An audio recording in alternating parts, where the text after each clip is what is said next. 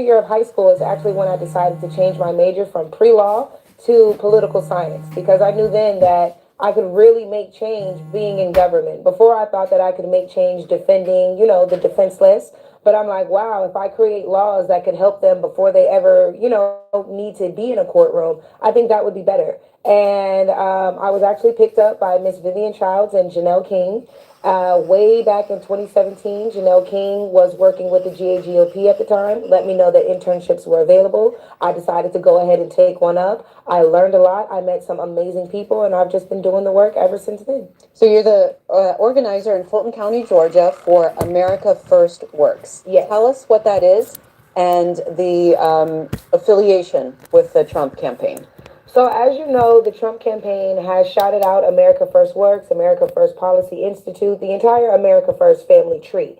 We're a big, I Hello, guess, Corey. I wouldn't say think tank, but a lot of the outsourcing in regards to the engagement, Thanks the for the new outreach, the mobilization subscribers. of voters and volunteers would all come through America First. We also do a lot of events and things like that. So my role specifically would be to throw events to encourage people to not just pay attention to the election, but get involved with the campaign, to encourage their friends to vote, to come up with a voting plan on election day or during early voting, all of those things. So at America First Works specifically, I am in charge of volunteer recruitment, coordination, and mobilization. And how is it funded? It's a PAC, so I imagine that the money comes from donors who support any of our pillars, whether that be for education, whether that be gun rights, whether that be pro-life enthusiasts, it would come from donors. And why do you personally support former President Trump? I personally support President Trump due to my personal beliefs. So, as a former foster child, I really love family, and I don't think that just because I things had didn't work fire out in with it, my Brittany. birth parents, that meant that I didn't deserve to be here. So that turned me kind of into a pro-lifer. I'm not the type to demonize people for the decisions that they decide to make, but me personally, if I'm going to vote for my personal views, I'm going to align myself with a pro-life candidate. Additionally, I am a mother now myself, so I do pay a lot of attention to the education that my child is receiving.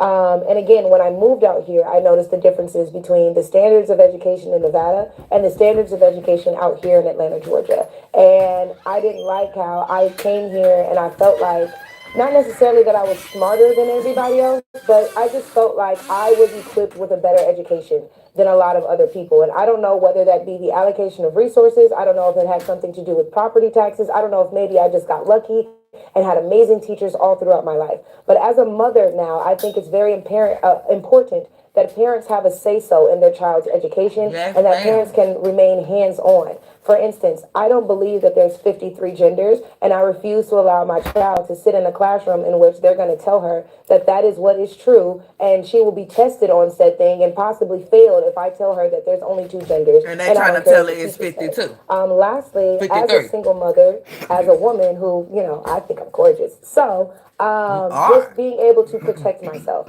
having my Second Amendment rights protected regardless. I do not want to live in a world in which your personal firearms are expected to be surrendered because in a world like that, the only people who have guns are criminals and law enforcement. So if someone were to break into my home, which actually has happened to me recently, I wouldn't be able to protect myself. And whoever was breaking into my home would also know that. And the person breaking into my home would probably be equipped with a weapon because just like drugs, if people want something that's illegal, they're going to get it.